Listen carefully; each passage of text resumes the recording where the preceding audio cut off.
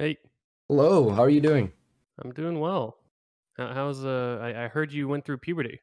Yeah, it's finally happening. It's fucking nuts. I'm really excited about it, to be honest. To see. And the How funny thing how is, was the interesting thing is, like now with the vaccine as well and the superpower microchips I have, plus puberty, I don't know what the fuck I'm gonna be able to accomplish or look like after puberty. So it's really exciting stuff, actually. All right, well, feel free to first of all introduce yourself for the people here who don't know who you are. yeah, sure. So, hey everyone. I am Econoboi. I've sort of when I graduated graduate school in about a year and a half ago or so, I decided that had a lot of free time, so I figured something that could be fun is making sort of as informative as possible videos about economics for the most part, some about politics, but mostly about economics. And I also really love discussions and debates about economics and politics. And so the scripted videos are for education that I produce, and the debates are more fun for me. And one of those debates recently was with Vaush. We spoke about basically unequal exchange and sort of the propensity to reform under a capitalist system, unequal exchange. And what brings me here is Rose Wrist was talking a lot of shit about me, and so I'm here to yell at him. Well, yeah, it sounds like exactly what I prepared for. You walked right into my trap. So, if I've understood correctly, your like what you graduated in, that was economics, right? Yeah, I did. So my undergrad was economics and political science, and then my grad school was economics, and I did another graduate degree in finance. Oh, okay. All right, that's a lot of degrees. All right, that sounds good. So I did my like review of that entire debate and took a bunch of notes. And we've talked like a little bit in messages about like how you thought it went, but it was very brief. It was kind of like, hey, most of the things I got and most of the responses I got were positive. I'm pretty happy with my performance. But do you think you could like elaborate like a little bit, maybe talk for just a little bit about a little bit more in depth about how you think the debate went and yeah, how you think you did? It's hard for me to say how the debate went because obviously I'm always going to be, I think for the most part, biased on my own side. If you ever debate someone to the point that they actually would also agree that they lost, you've probably done something very special. And Vosh didn't quite do that with me, but I think I did fairly well. I mean, when I spoke to Destiny, I think he brought up somewhat of a good point, which was that it was almost like you each had different mindsets going into the conversation, where I thought it would be kind of a debate, but also a bit more discussion oriented, whereas Vosh was very, very much so. This is a debate. It's ideological in nature, and I need to counter everything you say, and that's fair enough. But I wasn't really. I'm not going to get animated. I'm not really the type to yell at someone during debate. Not that I wouldn't, but it would take quite a lot to do something like that. And I try to be as cordial as possible. But overall, I mean, I would say that the debate was fairly informative.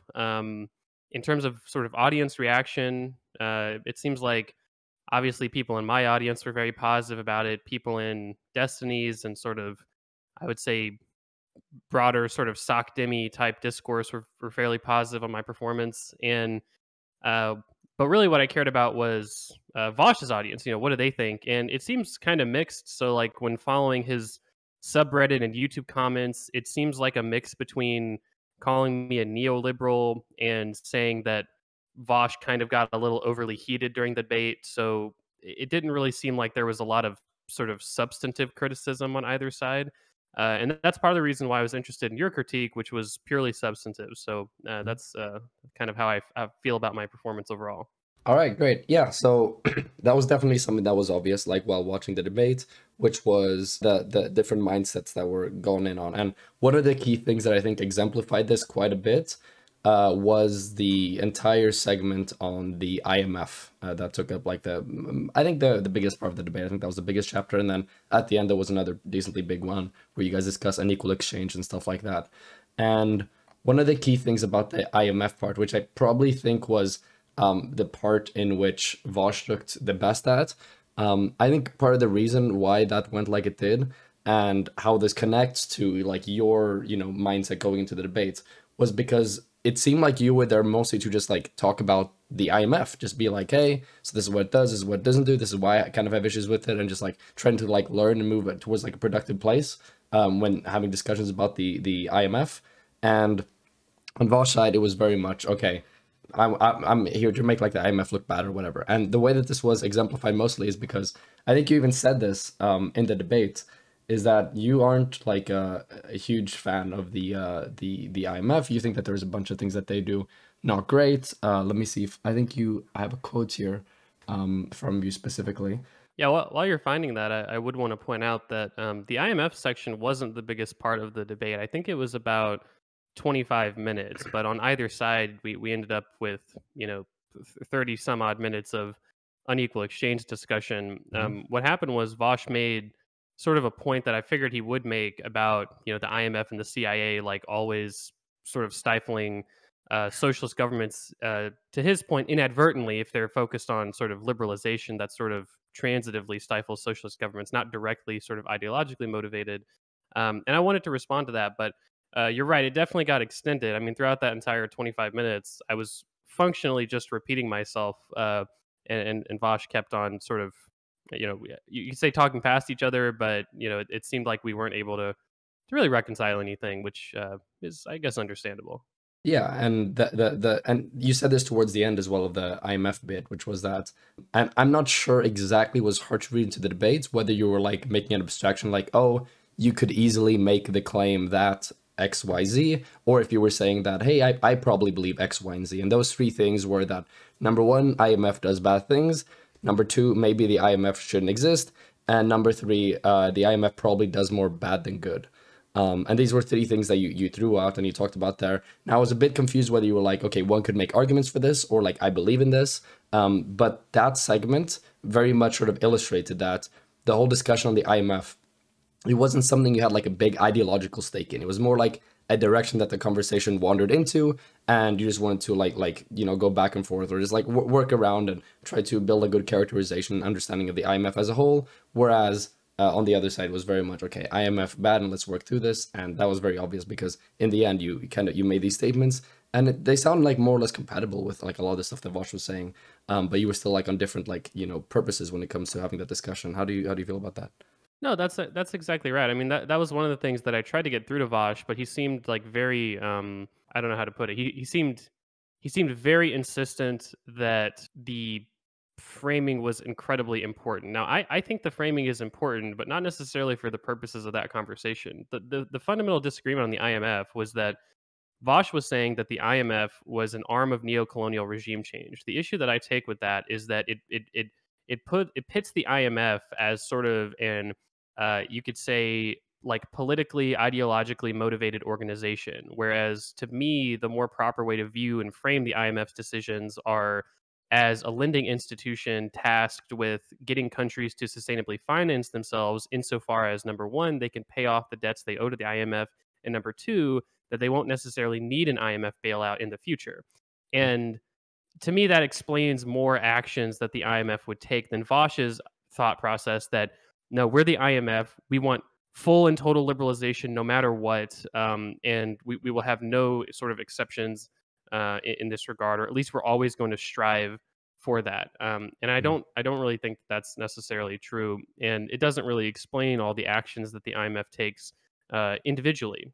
Something that Destiny brought up that I thought would have been an interesting point in our discussion was, to a certain extent, if the IMF was so incredibly toxic and bad, why would the countries take these loans, right? And it's not that there's not good responses to that from Bosch's perspective. I just would have been interested in his response, and maybe that would have been a more productive way to go about it. But generally, I think you're correct. It was more or less 25 minutes of me saying IMF is a bank, and then Bosch saying no, IMF just wants total liberalization, which sort of transitively kills socialist governments. And that back and forth happened until I was finally able to come to like a stopping point and transition the conversation to really the focus of the initial part of the debate, first 20 minutes, which was unequal exchange and the trade relationship between the global north and south.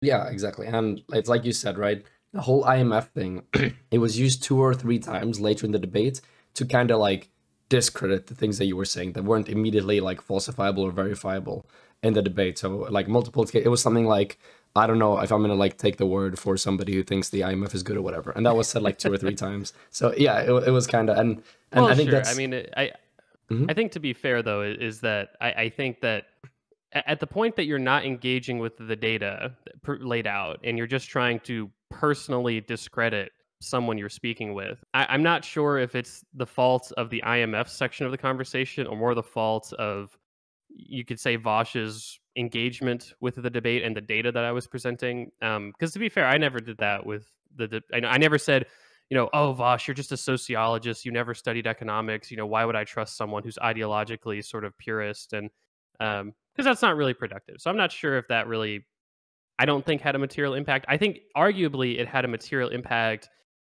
in the way that his audience viewed me and the debate. So what I would say is that some of the main criticism I got from his audience, what, like I said, wasn't necessarily substantive, although I did receive sort of, substance oriented critiques from his audience. But one of the main criticisms was he's a neoliberal. He defends the IMF, which Mhm.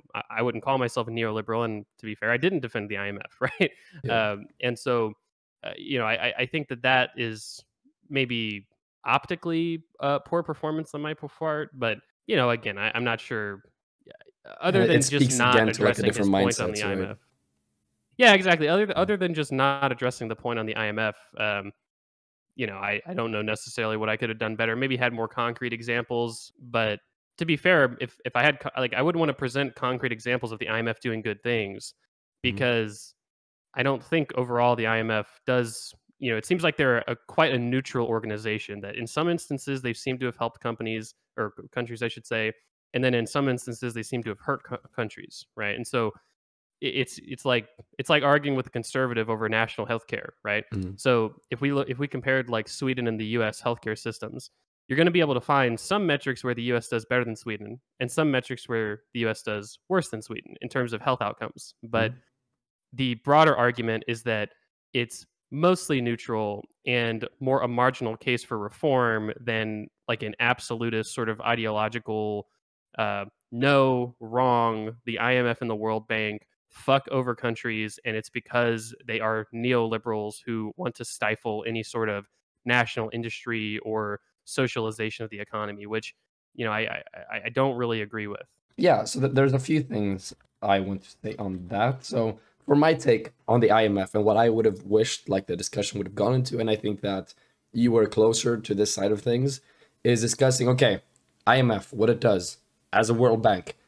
Could it do any utility, or should we just get rid of it entirely? And if we do want to still want to keep it, like what's wrong with making it non-perfect, and how do we fix that? So it seems that like there could be a lot of like general utility to having something like the IMF, and the key thing should have been to focus on, okay, how do we make sure that the IMF is more economically in line and in tune with the interests of these developing countries to ensure that they are able to accomplish economic development in as good of a way as possible. And that Yep. should have been the discussion. That would have been a lot more interesting. Now, two more Yeah. things I want to mention that you brought up here is that number one, Vosh's response to why would they take the loans. The response would then very clearly be, it'd be like, okay, well, the country's in like a terrible state, or like not as good, far away from being in a satisfactory state, and IMF is basically the only like possible lifeline they have of potentially ever getting out of Right. there. Like a So they payday hold, loan or something exactly, they hold a internationally. disproportionate amount of power over the interaction. So there's a lot of coercive pressures at play in order to make somebody take that loan. And then the third thing I want to say, and this is something I feel like you didn't quite get during the debate, and it seems like it's still there a bit. I don't think, well, actually, I should qualify this.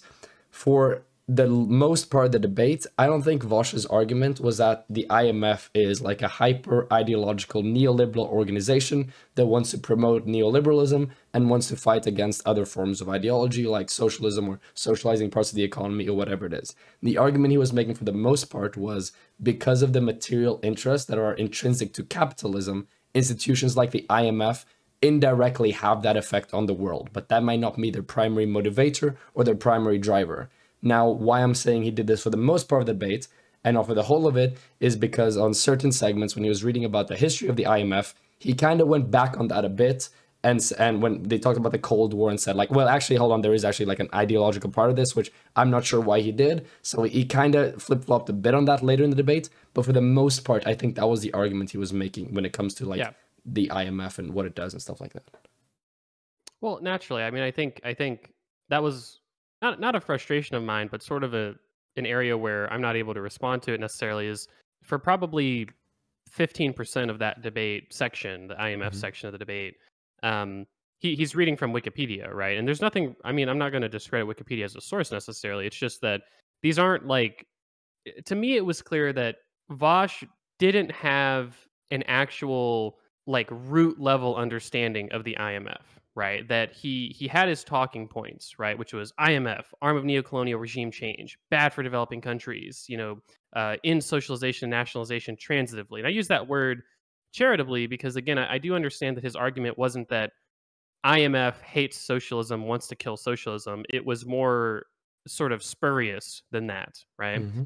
But at the point that you start reading, the conditional loan arrangements from Wikipedia, and you start reading about different sort of scholarly thinkers and their views on the origins of the IMF, to me it was clear that I don't know if Vosh had never read that before. Basically, is what I'm trying to say. And Do to we, me, just to trying be to hyper charitable, do we know that though, or do we think that, hey, maybe he just like went up there again because it got brought up? It wasn't necessarily like discussed before the debate that was going to be brought up, so he went back to it. He kind of knew more or less what existed there, and he looked for it, and then was able to like make sure he represented it correctly during the debate. Do we know that that wasn't the case, or is it just kind of like, okay, no, it seems like that wasn't the case?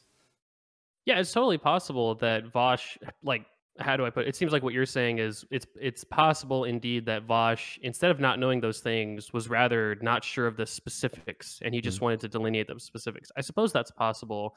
That's not the feeling that I got during the debate, though it's true that what both of us just said could be equally possible. And perhaps I'm biased in that regard, but so that was my feeling in the debate regarding the IMF section.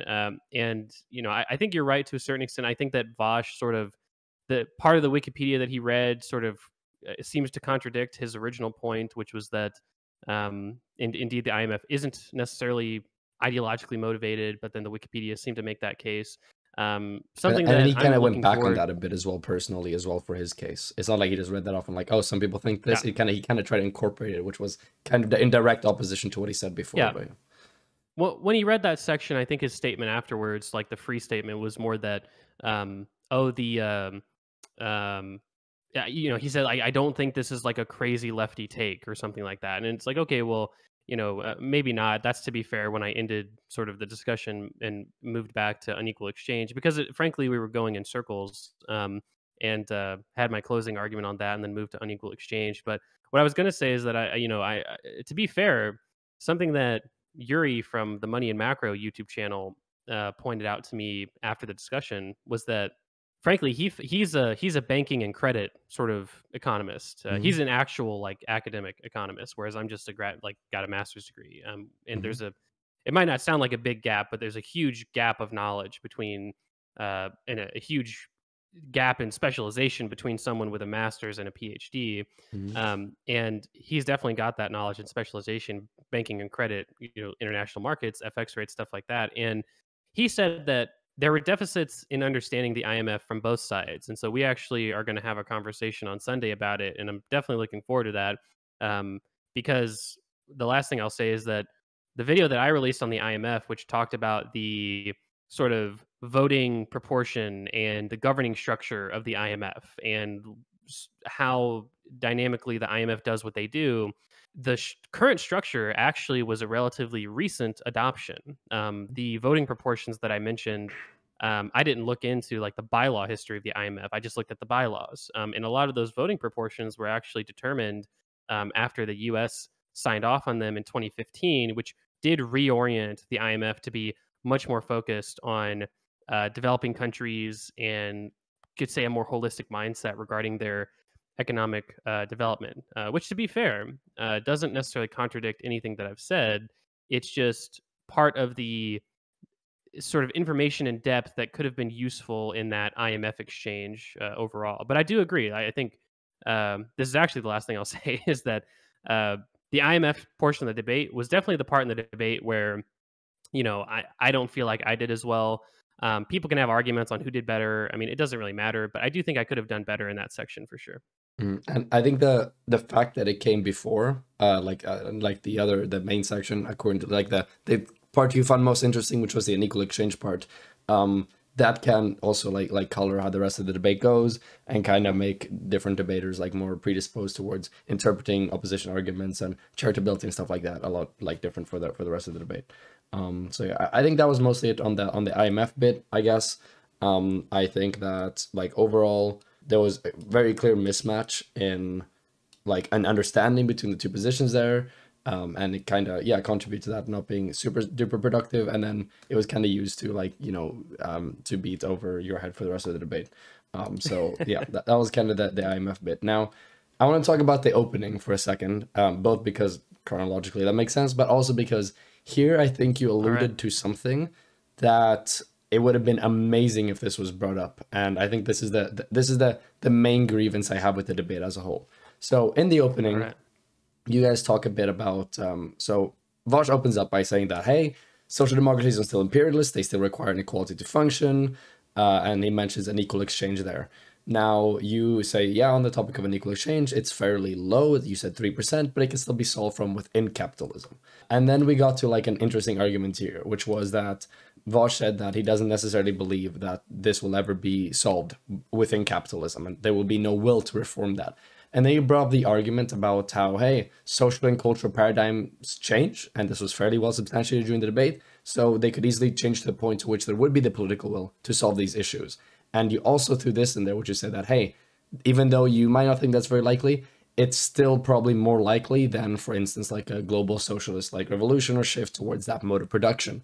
And I think what this sort of alludes to is a key, like clash in the debate that was never addressed, which was that the entire debate was over how your system is incapable of properly addressing an equal exchange, while you never saw Vaush's system and how his mode of socialism was challenged and how that was substantiated to be able to deal with these issues better than what your or the social democratic system would be able to.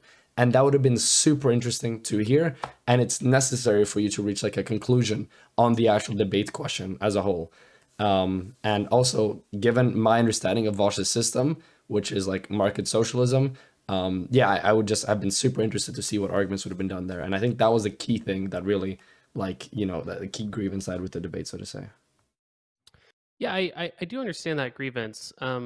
And I do agree that it could have been brought up. The problem is that we were time constrained to a certain extent. If it was a 3-hour debate, I totally agree. I mean, ultimately, there's not as much runway with what we talked about to go 3 hours, and so I probably would have pivoted to that at some point, tried to come to a closing on the capitalist side, and then pivoted more towards his system and defending the idea that his system would solve for it.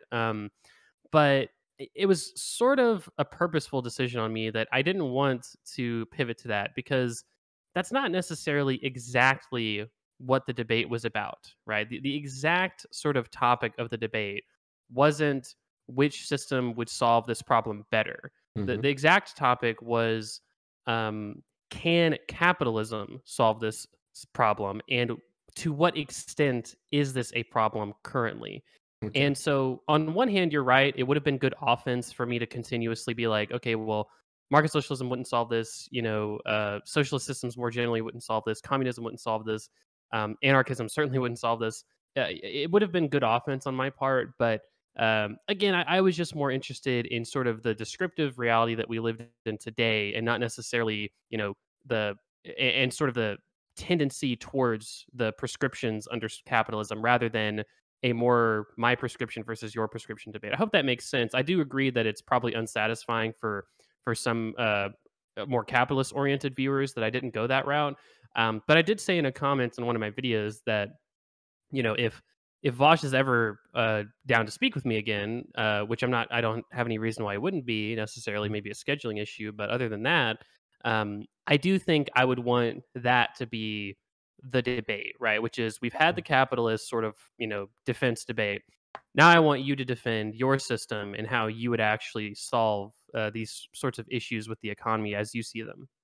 Yeah, I see what you mean there. And so, just to ensure I understand, you wanted the debate to be more descriptive, right, than prescriptive. Sorry, and because of that, it was kind of just like, okay, what happens today? And believe it or not, this may come as a shock to a lot of you, but today is capitalism. So that's why most of the debate was focused around how capitalism will be able to deal with these things, as opposed to like, okay, problem, capitalism versus social democracy, go. So I understand that, I guess. I think that wasn't clear to because I didn't follow like necessarily a lot of the build up to it. And from just watching the debate and from like the title of from your channel as well, debating Vosh on social democracy and socialism, it kind of sounded like that was the main thing there. But yeah, I can understand how that like behind the scenes communication Oh yeah, led to that's fair. this type I of I stuff. did I did I did put like the broadest possible title that It's that I YouTube could algorithm have. stuff, yeah. Uh, yeah, exactly. And part of that's maybe marketing. But the I think it's spelled out in the description. But the how do I put it? Um, the original sort of push of the conversation revolved around a video that Vosh released. I think on one of his I think one of his second channels Mhm. about the Norwegian economy, and then I tweeted at him, and then we kind of just went from there. Uh, but understandably, possibly confusing given the marketing that happened with the debate as well. Mhm. Yeah, I see. And then just like a, I guess a general piece of feedback I give here is that, hey, if there are debates being done that are descriptive, and your position or your ideological predilection or whatever is the current thing that is in position more or less more so than the opposition, then a descriptive debate is never really going to be in your favor if you are the person that has your like ideology or has your plan enacted at the moment, because there will be so much more evidence, so much more information, so many more flaws that exist that we know about now because that is the modus operandi. That is how things function as a whole. Whereas the other person then who has like a different set of prescriptions, because that's not enacted, unless you specifically try to direct the conversation towards, okay, how would this work under your system? That will never really like be addressed, and you will be at a disadvantage just because of like the disparity in the amount of information and evidence available for both sides there.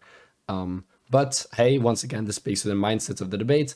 This probably wouldn't have been as much of an issue, assuming that it had been made like more clear before the debate that you guys would be on the same sort of like framework for going into this and for talking about this. But yeah, that was still like that was the main thing. I guess it would have been so interesting to see how Vosh would have met Yeah, the burden with his system for all of this stuff. no, for sure. I think I saw a Vosh debate. I think it was. I don't think it was the debate with Mel, but I think he actually mentioned this when he spoke with Mel, or he mentioned in the debate with Mel, I should say, Hmm. that the way that he would solve this is more or less not necessarily making everything like a co-op or like a market socialist system domestically would somehow sort of solve the issues of unequal exchange. I think he Hmm. would concede that almost immediately. I think the argument that he made in that debate was that he would want somehow or some way to get the global south to develop cooperative trading blocks with each other.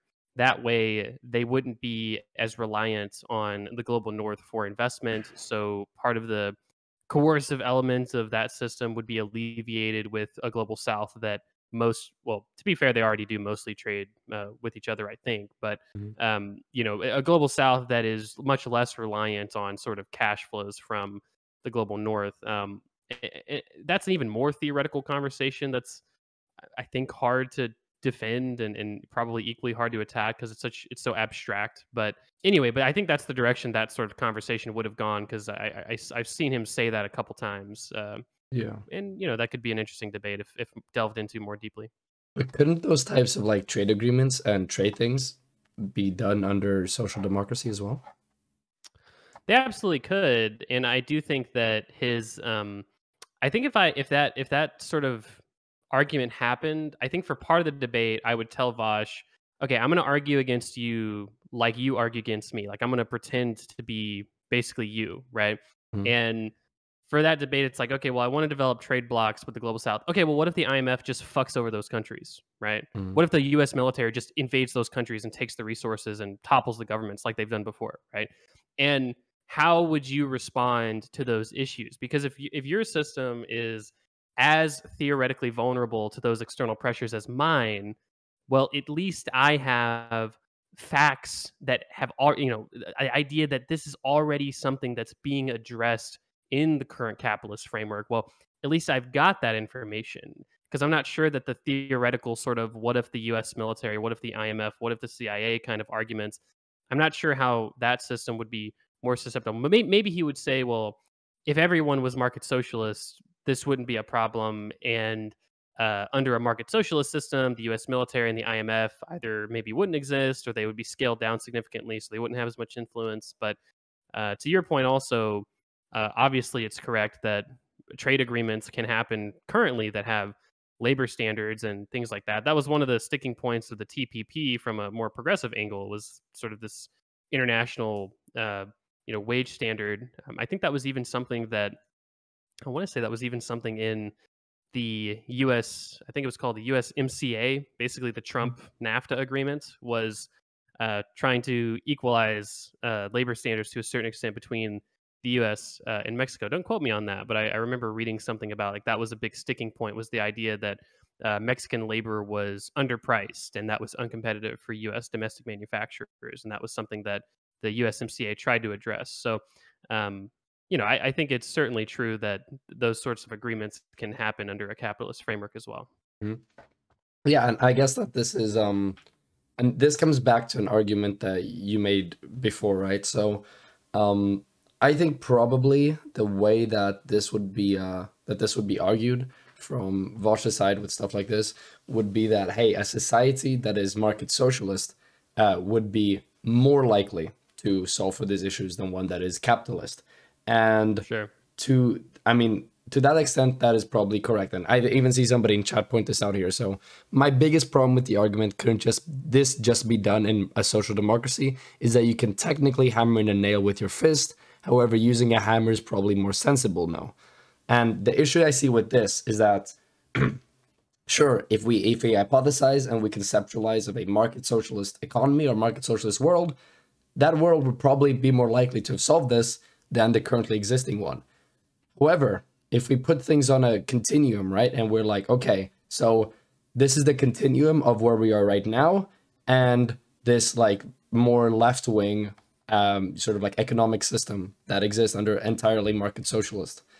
Now, I think, and this makes more sense to me, that things like reforming the IMF, economic development, yada, yada, yada, comes earlier on that continuum than does entirely market socialism, like have that as the dominant economic system. So sure, a market socialist society has a greater like likelihood of having this solved, but it would have been solved like on the way there more than, okay, it's there and now it can be solved.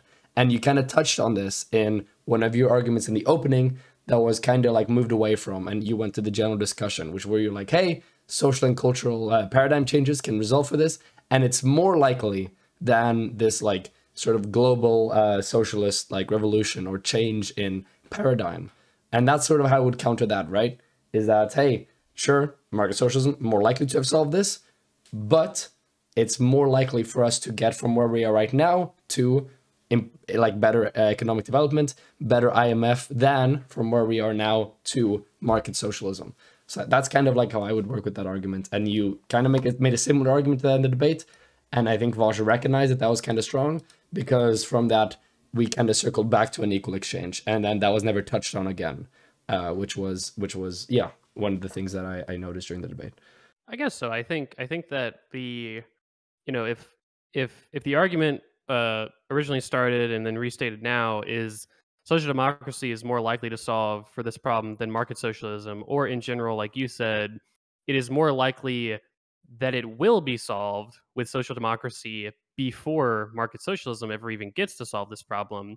Mhm. Uh, that's fair, but it seemed that Bosch was not necessarily attacking that position. It seemed that more so he was attacking like the most fundamental position, which was that in fact social democracy will never solve this problem, right? Mhm.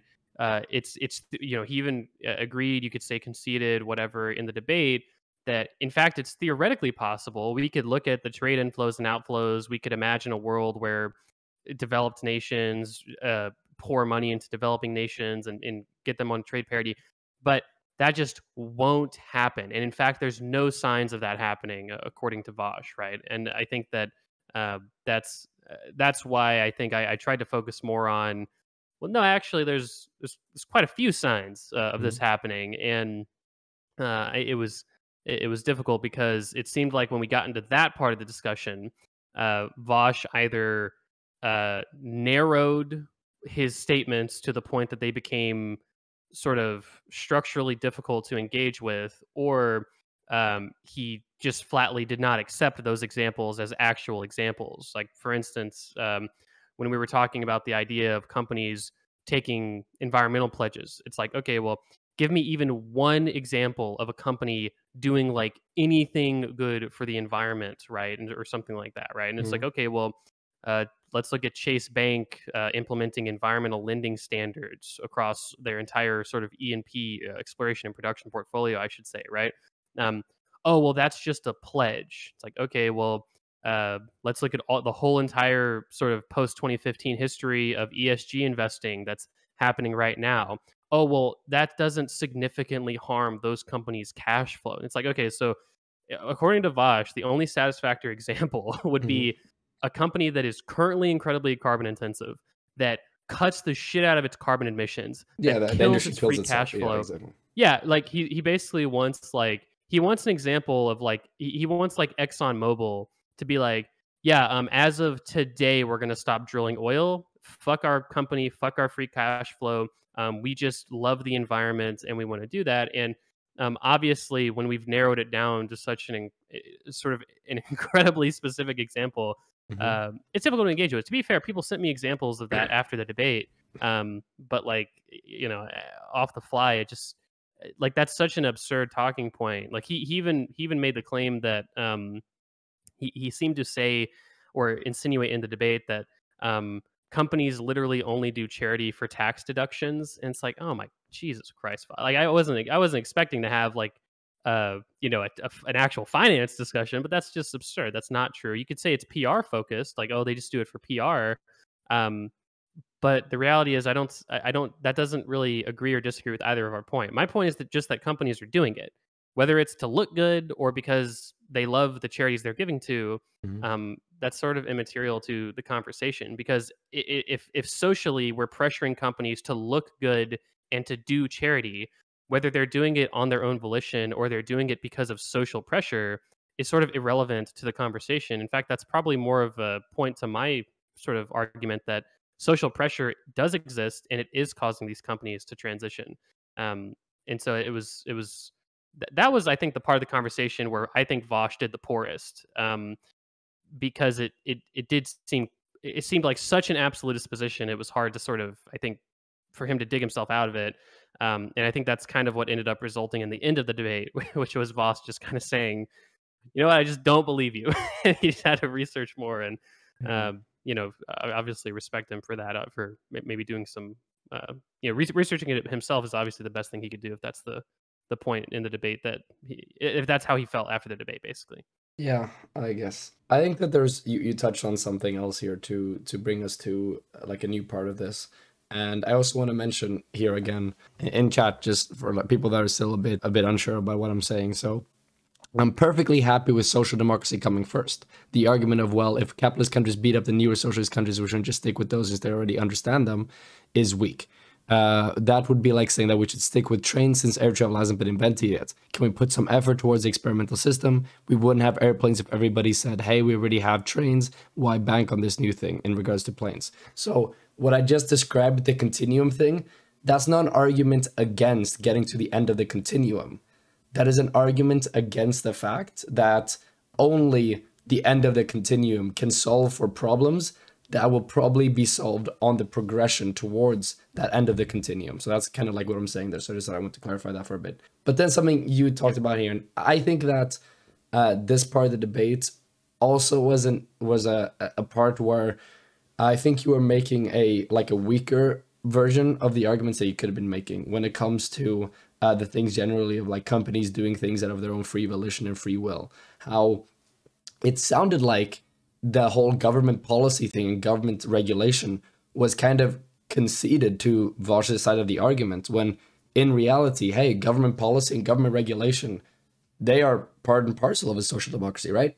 That should absolutely not be something that is like conceded to the opposition. So it sounded like a lot of the arguments that you were making there when it comes to companies voluntarily doing X, Y, and Z, they sounded, and I understand why they sounded this way, they sounded kind of ANCAP-esque in nature, because the key focus there was like, okay, how the markets kind of solves for this themselves and how they themselves show, you know, tendencies towards moving towards these like better, more socially virtuous goals and whatever. When what should have been the thing is that, hey, everything that you're talking about, the government policy, I mean, that's part of social democracy, right? That's part of capitalism. That should be included in my model. You don't have to just argue for, okay, the markets, like firms, are gonna sort of like organically, I guess, do these things because of changing cultural interests. The entire regulation part should also be part of your arguments. And it kind of felt like you maybe like subconsciously conceded that part of that entire side of the social democratic model to his side, which No, I understand that feeling. I do think that I understand like how you could see that, but I think I think broadly though I did say several times that I'm not a libertarian, I'm not an NCAP. I believe government regulation is absolutely part of the mix here. When you say why would they do it, I interpret that as the company side. So give examples of companies doing sort of more altruistic or good things generally, or things that we would as progressives or left of center people feel would be good. And so I gave those examples the best I could. And we also had a fairly decent enough debate about Vaush made the claim that basically environmental regulations, even the regulations, they always get stripped away because of capitalist lobbying. But again, that I feel like I, as adequately as I could have, responded to that, which is to say that, well, look, the environmental regulations aren't always the strongest when they originally sort of are conceived or come into being. And nobody working in business, even in carbon intensive businesses, would agree with that. And so, I think we had a decent enough discussion about the role of regulation. It seemed that based on that, if we had had a more extensive discussion about the role of regulation and sort of the propensity for governments with capitalists economies to reform the environments and reform supply chains, it seemed like Vaush, as he did, would have relied heavily on the idea that, well, big businesses just control the government, and the government is going to ultimately always acquiesce to a certain extent to big business interests. And That's kind of the conversation we ended up having, but it wasn't, it was for 5 or 10 minutes. It wasn't incredibly lengthy, though. Exactly. It would have been super interesting to see that be like a broader part of the discussion. Absolutely. Now, before we get to the unequal exchange bit, which I also wanted to discuss, I want to talk about what I think, at least what I perceived, was Vaush's absolute strongest argument in the debate. And I don't feel like it was properly addressed on your side during the debate. So this argument came up when you were discussing in the very beginning about the extent of an equal exchange and what effect it really has on the economy. And one of the things you brought up, and I'd heard this study we brought up before in this analysis, was like an economic statistical model for trying to map and predict the United States economy, assuming they just stop trade across the board. And it was pinned at, I think that was around 3% or something like that. That was 2 to 8% of American GDP would be lost. 3% was the unequal exchange bit. And and that was like, okay, the US economy, the GDP would shrink by 2 to 8%, but as a whole, like it's like a recession. It's not like completely ground shattering for an economy. Now, Vaush's rebuttal to this, which I thought was really good, was that, okay, hey, let's actually think about this. Let's think about this 2 to 8% of American GDP. It's not just taken off the top, right? It could come from very, very important industries. So what if a disproportionate amount of this 2 to 8% American GDP, or a really important part of the economy as a whole, is heavily, heavily hit by the elimination of trade? And then the fact that this one sector, this one industry, I think Vaush talked a little bit afterwards about like lithium and stuff, or like rare earth minerals or whatever, for basically the entirety of the tech sector, how, hey, even though like on the first hand, in the first wave, it will just shrink the economy by X percentages, the fact that different sectors of the economy interact with one another is obviously going to cause that, hey, if one part of the sector suffers, then others will also suffer. And because of that, there might be more like sort of like downstream effects on the economy as a whole that could be a lot more crippling than just that, percentage reduction in the GDP. And one of the examples I brought up specifically on the, for this example, was Trump's tariffs, and how it kind of illustrates a similar concept. How in 2018, I think it was, Trump put tariffs on steel and aluminum. And he cut the GDP, and he made that, that sector weaker, basically. And the purpose of this was, hey, prevent it from being bought, externally, from being imported. Let's work on steel and aluminum production here in the United States of America. And what happened? Sure, steel and aluminum employment in America went up, but all the other industries that relied on steel and aluminum to function suffered dramatically because the steel and aluminum, industry suffered so much, to the point where of all the sort of industries that were adversely affected by the increased price and inefficiency of the steel and aluminum sector, the amount of jobs and economic productivity lost there far, far, far outweighed by scales of magnitude the benefits to the steel and aluminum industries themselves in the US. So what would be your rebuttal to this sort of like potential limitation to the fact that, hey, it's not just off the top, where this 2 to 8% lands is extraordinarily important when it comes to what effect it really have on the economy as a whole? Yeah, sure. So I think that the Trump tariffs aren't a totally unreasonable example to illustrate that point. I do think that it's sort of a drop in the bucket sort of example, because obviously ending all trade is a lot different than just implementing some tariffs. But I do see your broader point. Mhm. I feel like I responded as about as adequately as I could, because I do go into the paper's actual methodology and I talk about how, the authors take into account the substitutability of trade. They even call out the reason they focus on the U.S. The U.S. might arguably be a special example of autarky being a for those that don't know, our autarky is just the idea that your economy is sort of self-reliant and you Mhm. don't necessarily need external trade, but or external investment. And the idea would be that, well, because the U.S. is so big and has so much resource wealth and sort of ability to make most things domestically if they had to, that the substitutability of trade with the U.S. is a bit lower than a country like Belgium, where they call out in the paper where if Belgium just cut off all trade, Belgium would be much more significantly impacted in terms of economic growth and absolute economy in period zero than the United States. Now, I do agree that if the U.S. cut off all trade, you would certainly see a hell of a transition cost. You'd see shortages. You'd see a lot of people and suppliers scrambling. It wouldn't be good if the U.S. did that, and it would affect the broader economy. There'd absolutely be a recession, and things like that. The point of that paper, though, wasn't to advocate, of course, for cutting off trade. It'd be terrible Mhm. for the economy if we did that. The point of that paper was to illustrate the idea that um, if the U.S. just stopped trading altogether, that would ultimately be recoverable, right? And that it's not as if capitalism as we know it would collapse. It's not like the U.S. would devolve into anarchy, or anything like that. I take a lot of issue with Vaush's framing that that's a ridiculous analysis, and economists would never say that. These were two Ivy League educated economists that did this paper, right? Mhm. And so as I said, forget about my sort of credential. I could be lying about my credentials for all anyone knows, but this is a published paper, and so I don't think that's as reasonable a response. It's to frame an extreme example to say that this is the most extreme thing.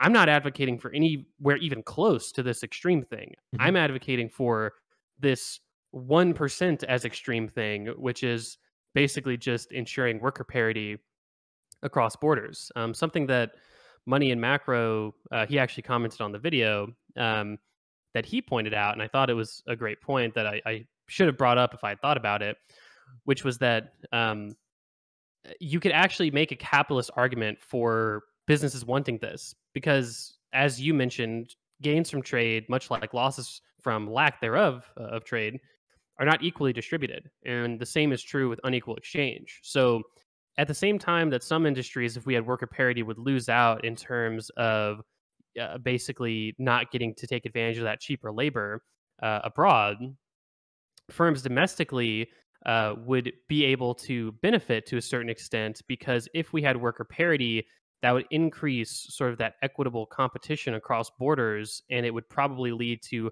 higher wages in other sectors, right? If we had true like absolute worker parity, which isn't necessarily possible, there's always going to be some sort of geographic inequality that happens. But if we had something like that, there would be domestic workers who probably ended up with higher wages and spent that money into the economy, which means that the losses from a parity world would be diminished to a certain extent, similar to how you described with the steel tariffs, right? How It's true that the broader economy lost out with the steel tariffs because it's quite an extreme scenario that sort of Trump enacted upon us. But there were domestic actors that were advantaged by that. But I don't think that unequal exchange would have a similarly catastrophic effect. And I do think there is an argument that those effects would be diminished, especially given the you know sort of lack of extremity, I suppose, in doing that relative to cutting off all trade together.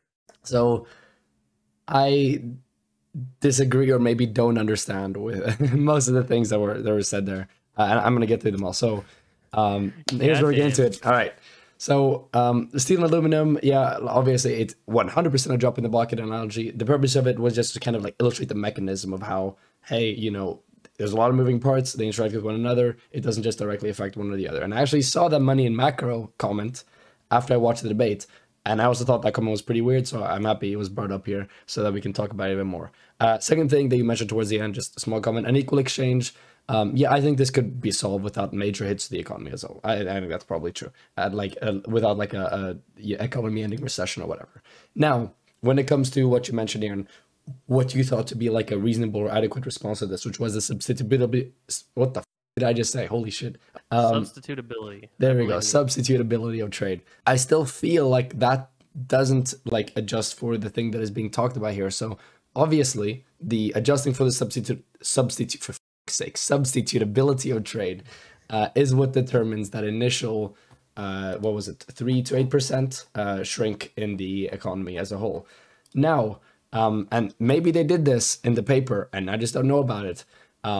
But did they account for, okay, so step one of this, imagine all trade. Okay, now imagine getting rid of all trade. Now, okay, let's try to make a model for how badly this loss of all trade would affect sectors. So to do that, you look, okay, so what does the United States import? What industries do they go into? Yada, yada, yada. What is the substitutability of trade for all those different like imports or whatever?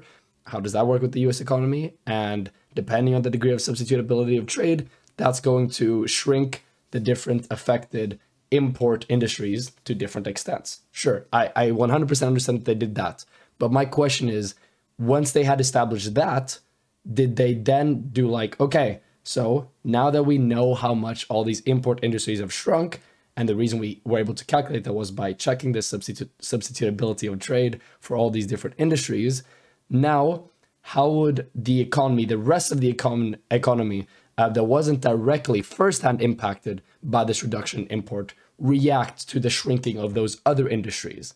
And that's what I'm not sure if they actually adjusted for in that given experiment. And then to just say one more thing on that money and macro thing, it's a very similar thing as well. It's basically the same thing again. And this kind of didn't make sense much there either. From his comment there. So he kind of made the argument that, yeah, domestic firms would benefit from reduction in, trade because more domestic industries would pick stuff up. I mean, sure, some domestic industries would pick stuff up, but as the steel and aluminum tariff and that entire thing explains, we can see that, okay, sure, even though some industries that are directly in there to substitute and take up the excess demand from the reduction in trade, the rest of the economy, which relies or had relied previously on the cheaper prices of those goods that were previously imported, all those other industries are going to suffer because those goods are now more expensive. And the reason we know they're going to get more expensive is because, hey, if it was less expensive to produce stuff in the US in the first place, then you wouldn't have need to import it in the first place. Then it would just have been produced here from in the beginning. And that also didn't kind of make sense because, yeah, sure, it benefits some industries that can directly take up that excess demand, but all the other industries that rely on those goods, they're going to suffer because the price of those products now go up. The cost of production now goes up. Yeah, so I guess to address your first point, they do take they do take this into account a certain extent. They don't just do simple trade accounting like, oh, this is the percentage of imports, and so this is like the percentage of economy that would suffer in the long run. They take a broader view. That's why I talk about, if they did that, they would never consider the substitutability of trade in the first place, because if they're just looking at like imports as a percent of GDP and, okay, well, roughly based on a range, that's what we would lose in terms of our gross domestic product, that wouldn't really obviously make sense because they're not making the claim that the economy is a small fraction of trade. They're making the claim of if the economy, if we stopped trading, if we practiced autarky, what would that look like as a broader sort of gross domestic product impact? People quibble about GDP, but it's sort of the metric we have right now that we use. And at the same time, you're right. Again, I can only say so many times that the gains from trade and the losses from lack of trade are not equally distributed. So, that's just something important to keep in mind.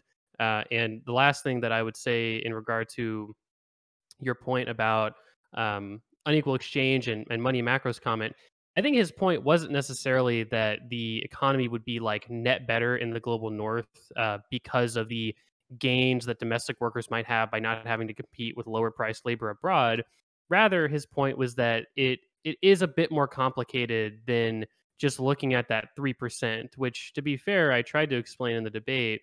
And we had to look at sort of the broader impact. It's similar to like how people who are against immigration might say, "Oh, well, more workers, more of a thing, less wages, lower wages, overall." But the problem with that is you're not taking into account the demand side, where immigrants come in, they demand things, they spend money into the economy, businesses get more business, and that circulates money probably into more hiring, probably into higher wages. So it sort of diminishes the effect of, you know, on the supply side to a certain extent because it shifts the demand curve as well. So that was, I think, sort of as best as I can explain money and macros comments. And again, to be fair, there's no reason necessarily to care about qualifications. I mean, he's a international sort of money and banking economist, probably knows a fair amount about trade. And I am not an international or trade economist. I can only engage with the literature that's presented to me or the literature that I find. Mhm. And it seems that that is sort of broadly the case. So that's all I could really say about that.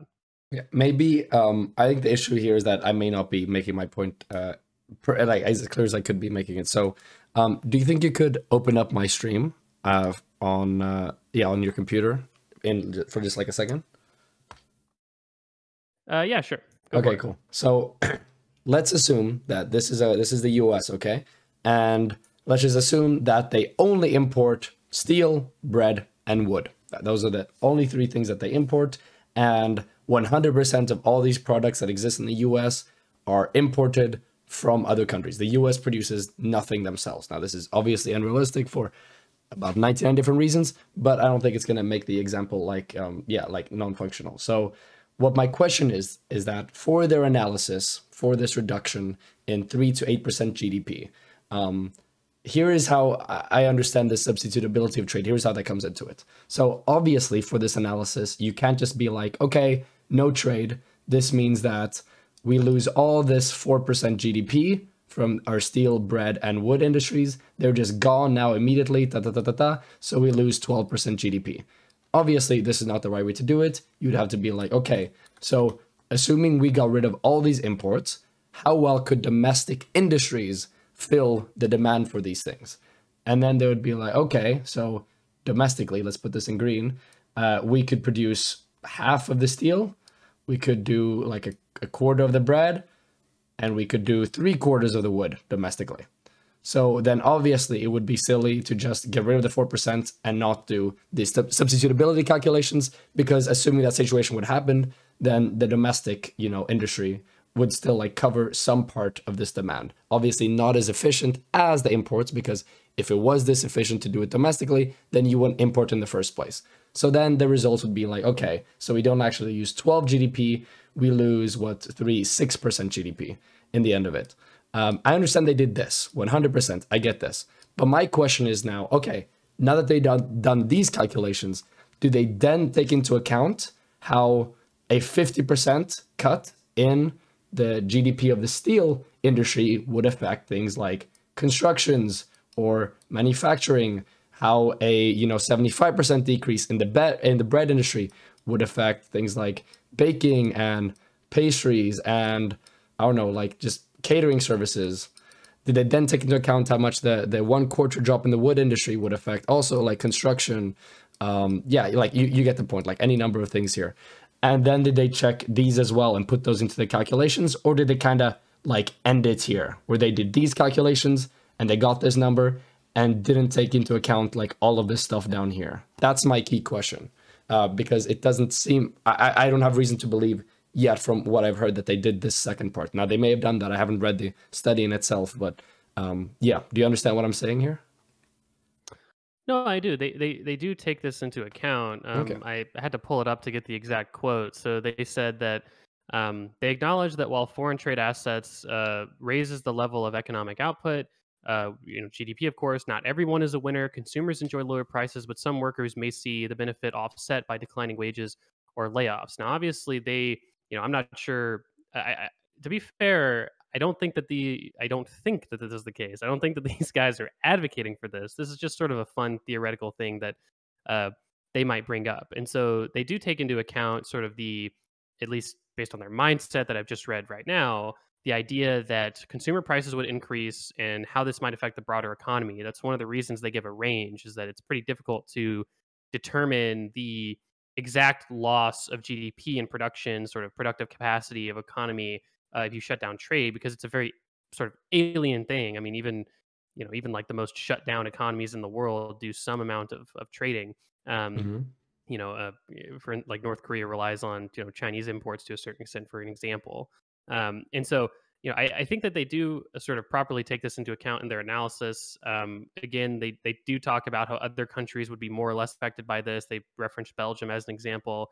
Um, so again, though, I think that this conversation is suffering from part of the conversation that with Vosh, which was that this is not my point, right? This is just an extreme example to illustrate that the reality is that getting rid of unequal exchange, which is a subsection of the economy, which is trade, all the way down to unequal exchange, is a lot more doable and less extreme. And ultimately, to be fair, wouldn't actually limit any global north country from importing any good that they wanted. And when I say country, really we're talking about actors within those countries, like companies and people who might import things. They could still buy anything from abroad that they wanted in a scenario with, sort of global worker parity, right? Hmm. Again, this is just an extreme example to illustrate an extreme point that we could survive without this, although it would be painful. And similar to unequal exchange, there'd be some discomfort and there'd be pain regarding getting rid of unequal exchange, but it would in fact be possible. And we do see moves to alleviate that issue in the country, or in Okay. the Yeah. broader global north, I should say. So, to restate, I 100% understand that nobody's arguing for the removal of all trade or anything like that. Yeah, for sure. This whole thing is mostly just for like personal curiosity, I guess. So the quote you read out, it obviously, I don't necessarily think it fully proves that they did this. What it seems to prove is they obviously like talked about consumer prices and the loss of things there. But did they talk about like the loss of prices? Obviously, I think they did it for these three industries. So like the increase in consumer prices of steel, bread, and wood, 100% they did that. But did they also take into consideration the change of prices and stuff from all the other industries affected by the change in price and supply of steel, bread, and wood? That's what I'm still not sure whether or not they did, and I don't think that quote necessarily like supports the fact that they did this second layer of analysis as well. Now they may have done it, and I think the best thing to probably do here is not to like sit here and like interrogate you on whether or not they did this. It would probably be for me to read it myself. But I was just curious if you like offhandedly knew whether or not they had done like both of these two levels of analysis here. But yeah, okay. So the next thing, we've kind of been arguing around this for, or not arguing, but we've been talking around this for quite a while. That is the whole unequal exchange thing. And I think it's definitely an interesting part of the debate.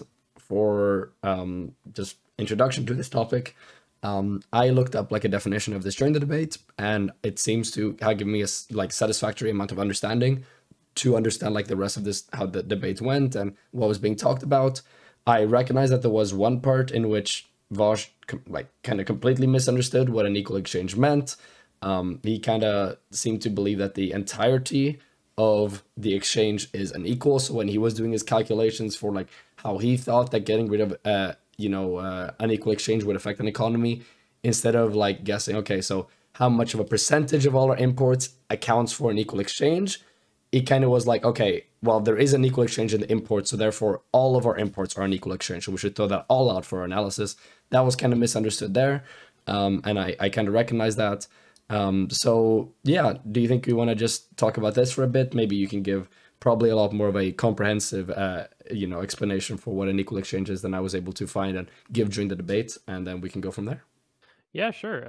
You want to, I guess, ask me a question, start me off. Yeah, sure. What is an equal exchange? Yeah, so unequal exchange is more or less just that if we compared sort of the productive labor across countries. So I use the example of like Indian sort of wood processors. So if an Indian worker could produce, process 1 pound of wood an hour, and an American worker could produce 1 pound of wood an hour, unequal exchange might say that the Indian workers paid less, even though they're equally productive. Another part of unequal exchange we didn't get as much into in the debate with Vaush might be the idea that if I produce a hamburger in the United States, like just basically a beef patty with cheese and two buns, and I were to produce that exact same down to the atom hamburger in Indonesia, for example, right? Oh, well, that's Um, so. I was actually thinking of Indonesia exactly in my head when you said, okay, well, I didn't want to say India because they don't really eat much beef there. So I was yeah, like, a country in the same region, you but tapped into my mind waves for I that could one. have said Holy shit. Pakistan. Okay, okay, I see.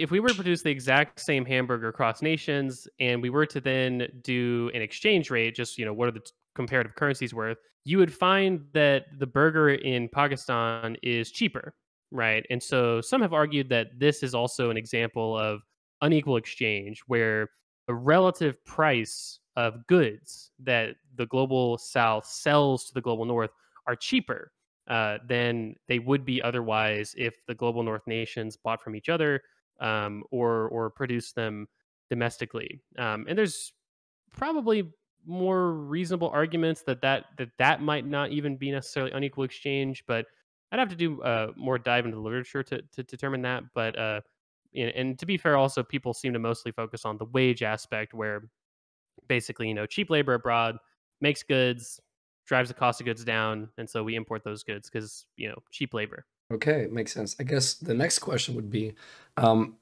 you said you were in favor of getting rid of an equal exchange. So, why is an equal exchange a bad thing, and what would be the effects of solving it?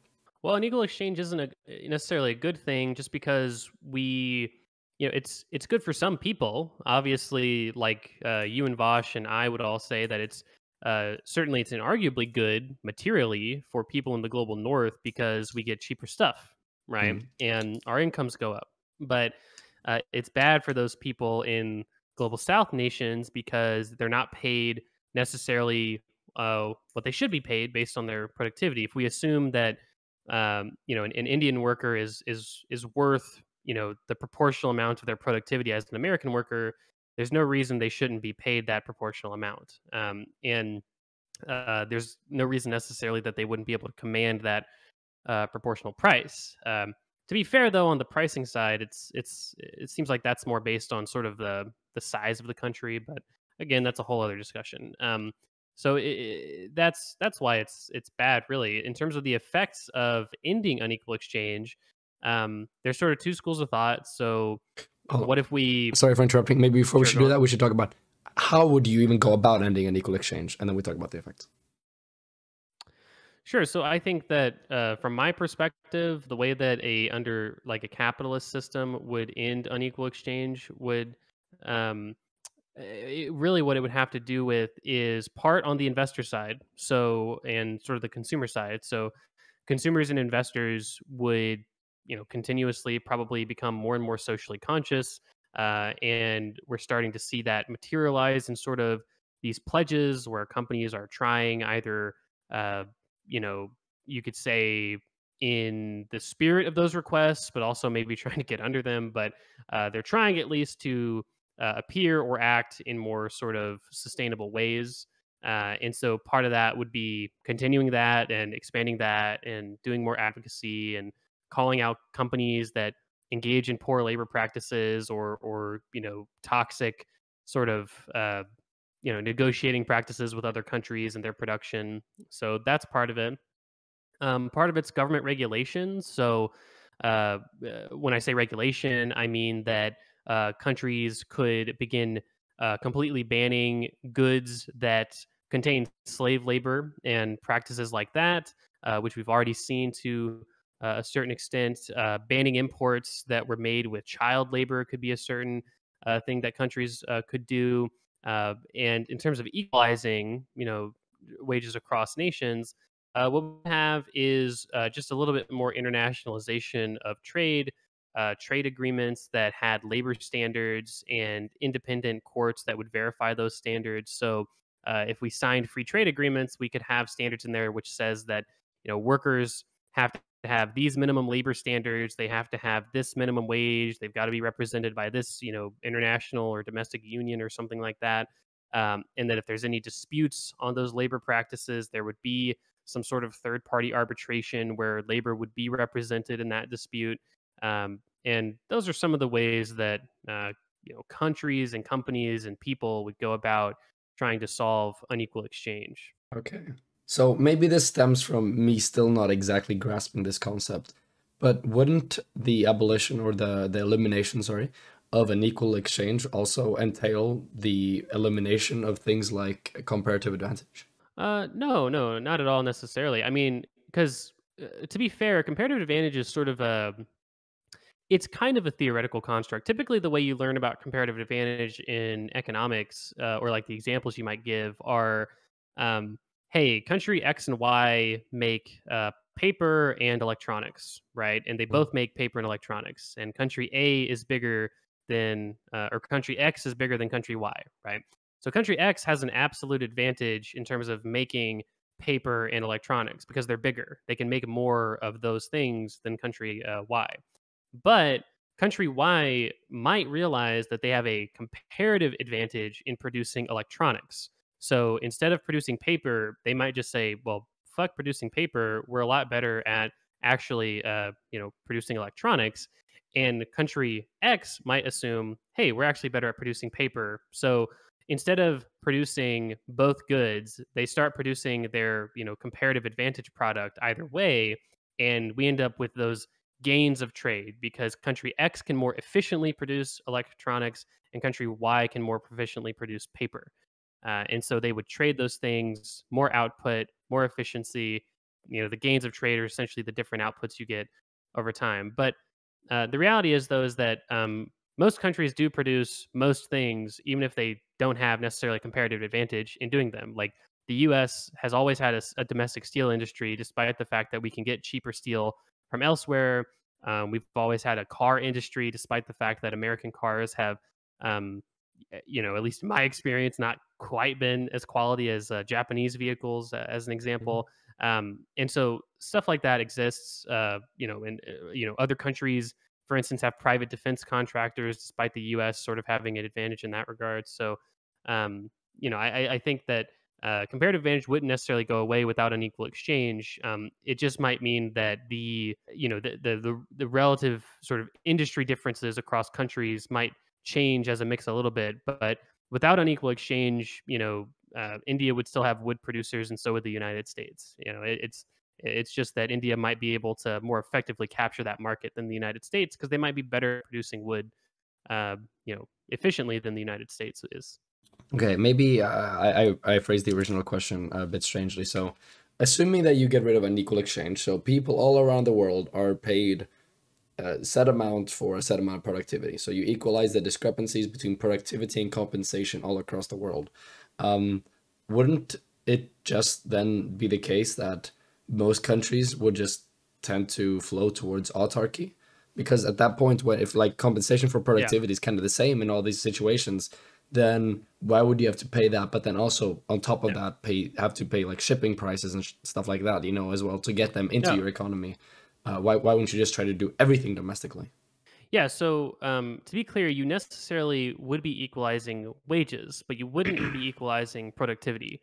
So some people argue, I think this was a poor point in the Vaush debate. So like the guy that I cited, Jason Hickel, not Jackson Hinkle, Jason Hickel, he said that there's good evidence that workers in the global south are just as productive as workers in the global north. And he cites a Mexican manufacturing plant being more productive. And that was like, I think, quite literally his only example in that paper of that. Mhm. But so some people think that workers in the global south are just as productive. But I think the most, at least the evidence I've engaged with, doesn't seem to prove that in an aggregate scale. Yeah, and it But makes sense, right? Because of different levels of infrastructural and educational development and the rest of the yeah, things. Yeah. different infrastructure, different government stabilities. I mean, like, Sudan's probably not going to be quite as productive right now as like, like Botswana or something, Mhm. because Sudan's currently going through a civil war. Mhm. And so there's all sorts of internal dynamics. So comparative advantage would still exist because it probably wouldn't be the case that every country would be equally productive at producing everything in sort of an unequal exchange free world. You'd still have like Chinese workers might be better at manufacturing and processing like raw materials. You might see Taiwanese workers still be more productive and better at manufacturing electronics compared to American workers. And so you'd still have productivity differences probably because comparative advantage is a thing that exists. Um, but just for that, per unit of productivity, workers would be paid the same. And per quality of good, they would be able to command the same price. Okay, so just to explain it back to you to ensure that I understand this. So it's not so much that, hey, once this is all equalized, like if you get X amount of price for X amount of productivity for a given good, then you might as well produce everything themselves, because the key thing that still isn't resolved is a difference in productivity between all these different sorts of like industries and stuff like that. And because so many other or so many countries will be able to specialize and be hyper productive in certain things compared to other countries, it will still be like, better, and it will be possible actually to obtain those quantities of goods that you need from those other countries because their productivity is better. So it becomes sort of like less of a question of like price and demand, and more a question of obtaining stuff on the basis of quantity. Does that kind of track? Sort of, yeah. I mean, it's similar to how, like, for instance, if we were to be able to alleviate all these institutional inequalities, right? Say every country had like a totally stable government and like great education opportunities, social democracy sort of haven where everyone has great welfare and sort of educational opportunities, healthcare, stuff like that. There would still be sort of natural inequalities and cultural inequalities that face. Some people might be more geared towards certain work, and some countries might just have natural resources that other countries don't, and so they would necessarily have a comparative advantage in those sorts of things, or comparative disadvantages, those sorts of things that they're predisposed to not have. So, for instance, you're probably not going to import a lot of water from like Libya, right? If Mhm. you need like fresh water in your country, right? And you're probably going to mostly get your iron from Australia because they just have the most iron, right? And so stuff like that would still exist even in a world that was sort of based on wage and prices equal across borders. Okay, so then another way to explain this would be then like, hey, you still retain a lot of comparative advantage, but you strip some reasons behind comparative advantage away. So you strip aspects of comparative advantage that stem from worse labor regulations and conditions in some countries, for instance. That's stripped away. So overall comparative advantage, I'm not going to say weakened, but is less sort of like drastic once you get rid of unequal exchange, but there will Sure. still be factors that contribute to comparative advantage, and those factors will be ones that you wouldn't have like ethical like problems with, I guess, such as like more Yeah, iron in sure. Australia. So yeah, like if part of your comparative advantage in trade, like comparatively, we can produce this, and to me, I think comparative advantage mostly has to do with like productive capacity. But if we expanded it a little bit and said that, you know, if part of the reason why countries trade with me is because I have incredibly cheap labor, and we were Mhm. to equalize that, well, those trade balances would definitely change, right? Mhm. And so, yeah, to a certain extent, you would be amending trade balances, and they would reflect sort of a new uh, dynamic of trade under this system, certainly. Mhm. Okay, yeah, sure. That makes perfect sense. All right, and right now you said that the proportion of the GDP that the global North like generates or gets advantage of because of things like Unequal Exchange tend to amounts to around 3% of GDP. Yeah, if you were to take the the unequal exchange that Jason Hickel calculated essentially, and you were to put that over GDP, you end up with 3%. Okay. Yep, that makes sense. Yeah, I think that was probably the key things I had up for us to talk about.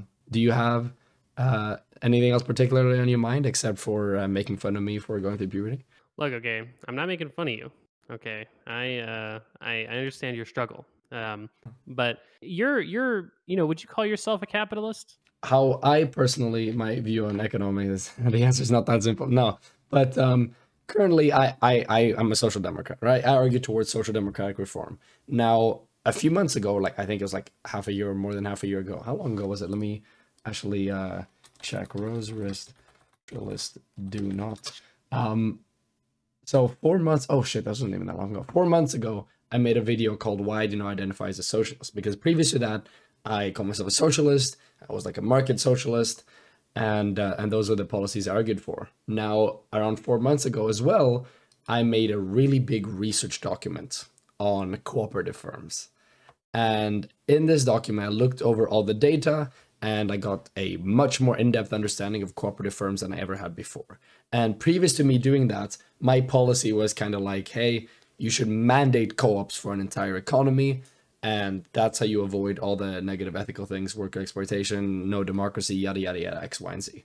However, upon looking upon the state of research that exists for worker cooperatives, we have nowhere near the amount of ground that is necessary to stand on to be able to demonstrate that an economy which mandates cooperatives wouldn't have a fuck ton of potentially unforeseen negatives or issues that could dramatically like hamper an economy to a really, really strong and really, really significant extent. In addition to that, there are also existing issues that we know about for co-ops that would probably just be amplified if they were all of the economy, for instance. So that was the main reaon there. So I still think that, like ceteris paribus, assuming that we could have two economies with the exact same level of productivity and GDP, and basically they were entirely like output wise the exact same, but one of them was co-ops and one of them was conventional firms, I would probably prefer the conventional firms one, but we have no way of knowing whether or not that is possible to do. So in the moment, I am only going to argue for things that I know and I have the empirical ground to stand on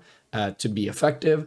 And for things that I believe could potentially work in the future, I'm going to argue for an expansion and an increase in research on that topic. So in my co-op document, for instance, you will see at the bottom a wide range of different policies designed to basically see how co-ops would function at a bigger scale, do more research on them, and then try to draw better conclusions on what exactly like a co-op economy would look like. So you may have misspoke. So when you said if we had two economies that were literally the exact same, and one of them is cooperatively managed and one of them is conventionally managed, you said you'd pick the conventional one. Oh, did I say that? I meant to pick the cooperative one. My bad. You meant the cooperative one. Okay, I was a little confused. Yeah, okay, that makes more sense. What are some of the problems? So I did a video on worker cooperatives and part of the potential issue with mandating them, like you described, and I'm doing a follow up that's like 4 times as long. And I saw your research document, and it was definitely useful for my purposes. But from your perspective, what are some of the structural issues that you would see in an economy that was completely cooperatively organized? So issues that I see with co-ops was that I actually have an entire segment on this on the document limitations here just to make sure I don't miss anything. So number one, I think the most obvious issues is issues with like capital infusion. Now, obviously, this will depend on what type of co-op it is and what the state of the, the given like industry is and about 99 different factors. But if we equalize and adjust for those factors, there is basically no situation in which a co-op company would be a more like favorable investment for an external investor than a private company. Now, obviously, people do still invest in co-ops, and part of the reason for that might be because of the co-ops that they're just doing better, But assuming that like actual like output or whatever of the co-ops were the same and the performance were kind of similar, in those situations, you would always want to pick the private one because you're more likely to have a stronger degree of control over like how that firm would operate with your investments. And for some investors, that is very important. And that's just not quite as achievable with co-ops. There will always be limited a little bit in their ability to be able to like ingest capital than what conventional firms are. Second problem, which this is something I didn't even know about until I started reading about this. I went up to adjust my glasses, but they broke just like half an hour ago, so I just rubbed myself in the nose really awkwardly. Was the hazard rate for high skilled workers and high skilled labor. So because worker co-ops have a much more compressed wage structure, high skilled workers could earn a fuck ton more money if they went and worked for a conventional like company abroad instead of saying in like the country that is market socialist. And that's simply because while the median wage goes way up in a cooperative firm, the top level wages, the top like bracket for wage earners within that firm is going to go down then as well. And because of that, if you're working from your own personal interest and you're highly skilled, highly qualified, got a lot of credentials and whatever, and you get to pick between a cooperative firm and a conventional firm with like the same amount of like money in circulation, you're going to pick the conventional firm because you personally can be accommodated for, or you can personally get more money from that. And then furthermore, just issues when it comes to like starting up costs for cooperatives are pretty difficult. Once again, this kind of stems back to their issues in acquiring outside equity again. And yeah, I think those are the main things that we know about. But another key thing here is the fact that right now we see cooperatives being, successful, having good outcomes, whatever, in the limited capacity they exist today. However, assuming that they were like mandated nationally, there could be a wide range of different negatives that we don't even know about right now, because when looking up this, research on cooperative firms is pretty limited. There isn't like a whole bunch of them, a whole bunch of studies on them. There's there's a handful that are well known, and then it's kind of like it. There's a few here and there, but they aren't like very good or very comprehensive or whatever. Or there's just basically a bunch of issues with them. So that's another thing. We basically don't know what such a big policy change could entail or what negatives that could bring. Yeah, that's true. I think problem is that I think a lot of evidence for cooperatives is sort of transitive. So a lot of the research that people will cite defending like worker, ownership, uh, is that it's worker ownership. It's not cooperative. So like employee stock ownership companies are not worker cooperatives in the strictest sense, right? And a lot of cooperatives also don't have like equal equity, and they also use a lot of like you said, contract labor and stuff. And so, like for instance, I think I saw somewhere that Mondragon, only 40% of their employees are actually members of the cooperative, which it's actually a lot lower than I would have assumed. But obviously, feel free to fact check me on that. It's just what I read. But and so in an economy where everyone, if you work, you have to work for a cooperative because that's all that's available. I think there could be a lot of sort of you'd say externalities to that are pretty difficult to account for. And to be fair, also pretty much all the research on worker cooperatives specifically are just comparative in nature, right? They're just saying, hey, look at these cooperatives. This is what they're like. Look at these non-cooperative businesses. This is what they're like. Let's compare them, right? And we see that worker cooperatives might be more resilient. They might have less stable wages but more stable employment. Things like this.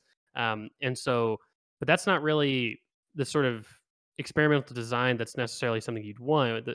And this is stuff that's happened before, but it's hard to collect the data for it. Like what you'd want ideally would be companies that were not cooperatives, and then based on buyouts or based on whatever organization became cooperatives, which is a fairly high percentage of them that ended up, they were conventional at one point and then they became cooperatives afterwards.